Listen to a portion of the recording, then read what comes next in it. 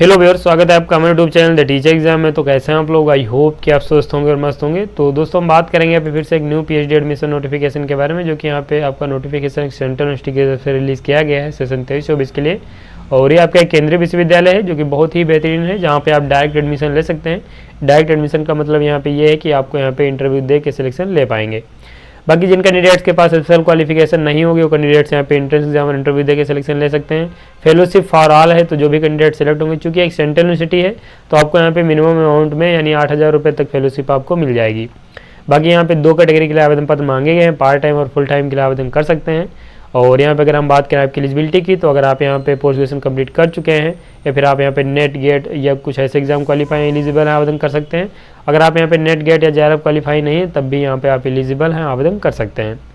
तो ये कुछ इंपॉर्टेंट पॉइंट्स है। बाकी हम ऑफिशियल नोटिफिकेशन पे चलेंगे, जहाँ पे सीट सब्जेक्ट है उसके जो अदर इंपॉर्टेंट पॉइंट्स उनको भी डिस्कस करेंगे। लेकिन चलने से पहले चैनल पर पहली बार आए हैं तो चैनल को सब्सक्राइब कर लीजिएगा और बेल आइकन भी दोस्तों जरूर प्रेस कर लीजिएगा। बाकी ये दोस्तों हमारे कोर्स हैं, अगर आप इंटरेस्टेड हैं तो आप इन्हें ज्वाइन कर सकते हैं। लिंक आपको डिस्क्रिप्शन में मिल जाएगा, आप इन्हें डिटेल्स में रीड कर पाएंगे और इनको ज्वाइन करके इनका लाभ ले सकते हैं।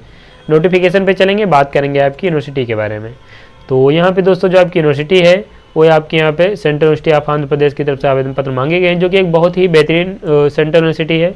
और यहाँ पे अगर आप एलिजिबिलिटी रखते हैं तो जरूर आवेदन फॉर्म भरिएगा। यहाँ पे आपका नोटिफिकेशन 16/11/2023 को पब्लिश किया गया था। ये आपका एडवर्टीजमेंट है, जहाँ पे बताया गया कि ऑनलाइन एप्लीकेशन फॉर्म इन्वाइट किए गए हैं और यहाँ पे आप ऑफिशियल साइट पे विजिट करके एप्लीकेशन फॉर्म भर सकते हैं। इसके साथ यहाँ पे इसका दूसरा नोटिफिकेशन दिया गया है, जो कि यहाँ पे दोस्तों आपका जो कि सीट एंड एलिजिबिलिटी क्राइटेरिया उसमें मेंशन किया गया, तो उसे हम देखेंगे। ये आपका दूसरा नोटिफिकेशन है। और यहाँ पे आप देखेंगे तो 2 कैटेगरी में आवेदन पत्र मांगे गए हैं सेशन 23-24 में।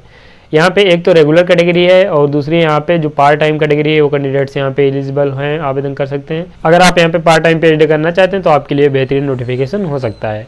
अगर हम बात करें दोस्तों यहाँ पे रेगुलर कैंडिडेट्स के बारे में, तो ये यहाँ पे रेगुलर कैंडिडेट्स की सीट एंड सब्जेक्ट मेंशन कर दी गए हैं। चूँकि यहाँ पे दोस्तों बहुत ज़्यादा सीट एंड सब्जेक्ट नहीं है, लेकिन अगर आपने यहाँ पे जो भी सब्जेक्ट दी गई इनमें अगर कंसर्न सब्जेक्ट अपना पोस्ट ग्रेजुएशन कंप्लीट किया है तो यहाँ पे एप्लीकेशन फॉर्म भर सकते हैं। यहाँ पे अगर हम बात करें आपकी सब्जेक्शन शीट की, तो यहाँ पे पॉलिटिकल साइंस में 6 सीट्स हैं, इकोनॉमिक्स की 4 हैं, इंग्लिश की 3 हैं, अप्लाइड साइकोलॉजी की 3 है, तेलुगु की 1 है, मैनेजमेंट की 4 सीट हैं। टोटल यहाँ पे 21 सीट्स के लिए आवेदन पत्र मांगे गए हैं। ये आपके यहाँ पे कैटेगरी वाइज सीट दी गए हैं, तो आप जिस भी कैटेगरी से आते हैं आप उसे चेक कर सकते हैं। इसके साथ यहाँ पे अगर हम बात करें आपकी सेकंड कैटेगरी के बारे में, कैटेगरी बी के बारे में, इन सर्विस कैंडिडेट्स, तो जो कैंडिडेट सर्विस में हैं वो पीएचडी करना चाहते हैं तो उनके लिए नोटिफिकेशन हो जाता है। जो ये बी कैटेगरी है तो वो कैंडिडेट्स यहाँ पे पार्ट टाइम पीएचडी करेंगे। यहाँ पे अगर हम बात करें आपकी पार्ट बी के सीट एंड सब्जेक्ट्स के बारे में, तो यहाँ पे आपको जो सब्जेक्ट्स देखने को मिलेंगे वो पॉलिटिकल साइंस में 3 सीट्स हैं, इकोनॉमिक्स की 2 हैं, इंग्लिश की यहाँ पे 2 हैं, अप्लाइड साइकोलॉजी की 2 हैं, तेलुगु की 1 है, मैनेजमेंट की आपकी 2 सीट्स के लिए आवेदन पत्र मांगे गए हैं। टोटल यहाँ पे आपको 12 सीट्स देखने को मिलेंगी, जिनमें आप यहाँ पे पार्ट टाइम पीएचडी के लिए आवेदन कर सकते हैं। इसके साथ यहाँ पे नीचे आएंगे, अगर हम बात करें आपकी एलिजिबिलिटी के बारे में, तो दोस्तों ये आपकी एलिजिबिलिटी क्राइटेरिया मेंशन किया गया है, जो कि यहाँ पे दोनों कैटेगरी के लिए एलिजिबिलिटी क्राइटेरिया यानी ए और बी के लिए दोनों कैटेगरी के लिए यहाँ पे एलिजिबिलिटी क्राइटेरिया मेंशन किया गया है।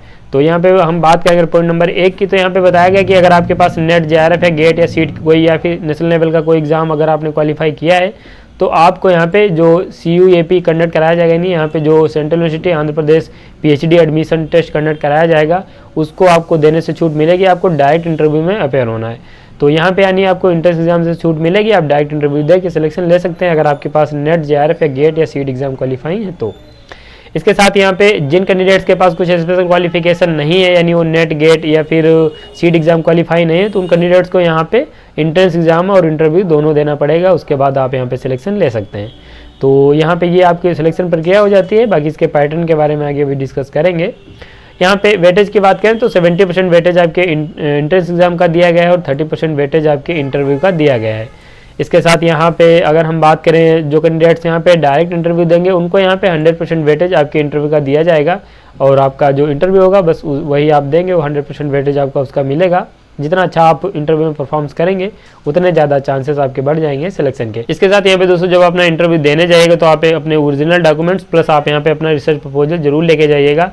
और अगर आपको रिसर्च प्रपोजल बनाने में प्रॉब्लम आ रही है तो इसीलिए दोस्तों हमारे कोर्स हैं, आप उन्हें ज्वाइन कर सकते हैं और एक बेहतरीन रिसर्च प्रपोजल आप हमारी टीम के द्वारा आपको बनाने में मदद मिलेगी। जितना अच्छा आपका इंटरव्यू होगा उतने ज़्यादा चांसेस आपके बढ़ जाएंगे सिलेक्शन के।